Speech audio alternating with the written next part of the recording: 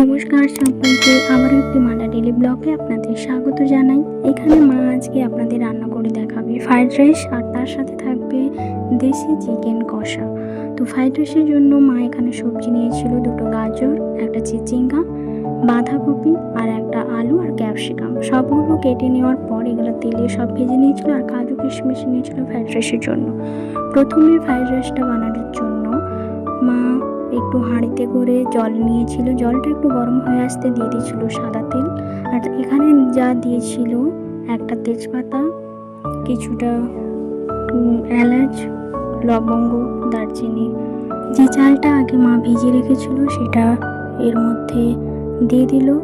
আর চালটা বেশি ফোটালে ঘেঁটে যাবে, খেতে ঠিক ভালো হবে না, তাই হালকা চালটা ফুটে আসলেই এটাকে নামাতে হবে। আর চালটা নিয়েছিলাম বাসমতি চালের ফ্রাইড রাইস বানানো হবে।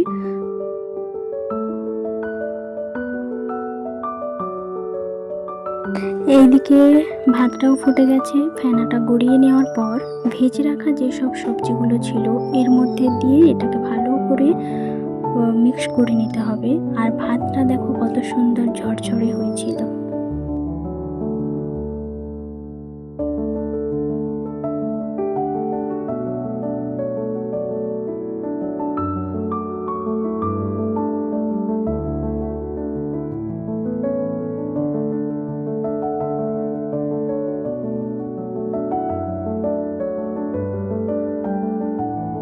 এর মধ্যে একটু অল্প করে চিনি দিয়ে দিতে হবে যাতে টেস্টটা একটু আরও ভালো হয়ে যায়।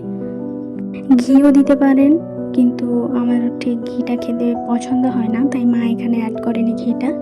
আর এতে দেখুন ভাতটা কেমন সুন্দর ঝরঝরে হয়েছিল।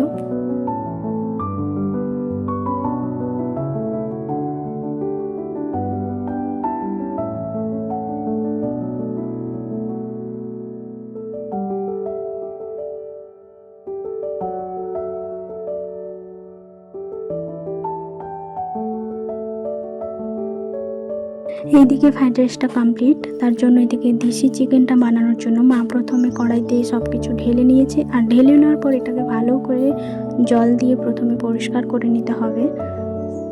সব কিছুই দোকান থেকে আনার পর বাড়িতে ধুয়ে তারপর রান্না করে খাওয়াটাই বেটার। তারপরে এদিকে মা ধোয়ার পর এখানে ম্যারিনেট করে নেবে। প্রথমে দিয়ে দিয়েছিল কিছুটা সর্ষের তেল, স্বাদ মতো লবণটা একটু দেখেই তারপর দেবেন। দিয়ে দিয়েছিল হলুদের গুঁড়ো, লঙ্কার গুঁড়ি, আর এখানে দিয়ে দিয়েছিল গন্ধরাজ লেবু রস। তারপর এতে দিয়ে দেবে কেটে রাখা পেঁয়াজ কুচি,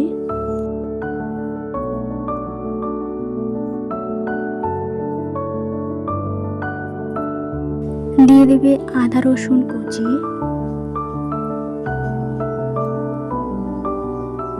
গোটা একটা টমেটো কুচি। সবকিছু দেওয়ার পর ভালো করে এটাকে মাখিয়ে নিতে হবে।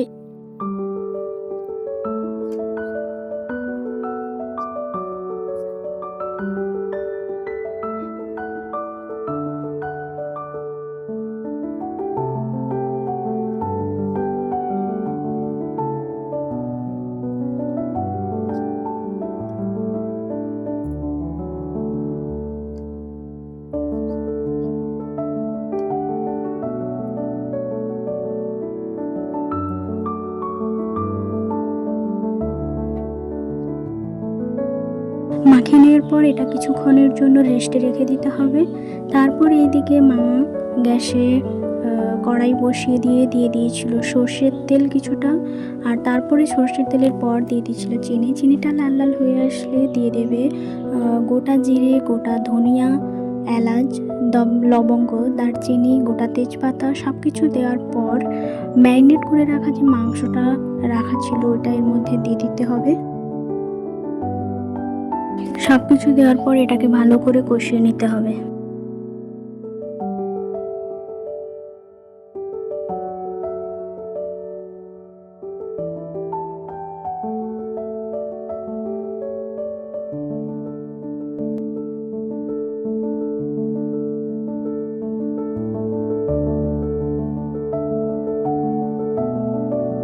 তারপর মা এখানে দিয়ে দিচ্ছিল কিছুটা মিট মশলা, দেওয়ার পর আবারও এটাকে কষে নিতে হবে।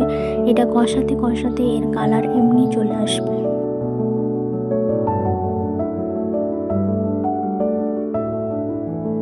এখানে আগে থেকে মা কিছুটা আলু তেলে ভেজে রেখেছিল, সেটা এর মধ্যে দিয়ে দিল। দেওয়ার পর আবারও এটাকে কষিয়ে নিতে হবে।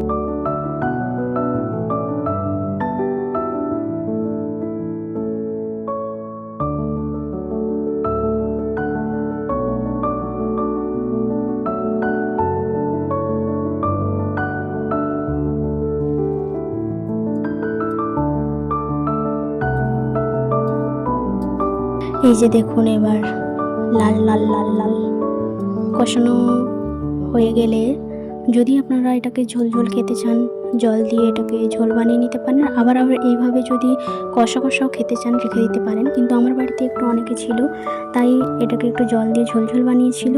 এখানে কমপ্লিট। এবার আমাকে মা দিয়ে দেবে খাওয়ার জন্য। খেয়ে দিয়ে আপনাদের বলছি কেমন হয়েছিল। আজকে এই পর্যন্ত, দেখা হবে পরবর্তী একটি ব্লগে। যদি ভিডিওটি ভালো লেগে থাকলে অবশ্যই চ্যানেলটিকে সাবস্ক্রাইব করবেন, আমার মাকে অনেক অনেক ভালোবাসা দেবেন। আর খেয়ে দিয়ে জানাচ্ছি আপনাদের কেমন হয়েছিল। দেখতে তো অসাধারণ হয়েছিল, আর খেতেও আমি জানি অসাধারণ হবে। আমি খেয়েও ছিলাম, সত্যি অসাধারণ লেগেছিল। আপনারা এইভাবে বাড়িতে ট্রাই করতে পারেন। ভালো থাকবেন সবাই। থ্যাংক ইউ সবাইকে। এইভাবে একবার অবশ্যই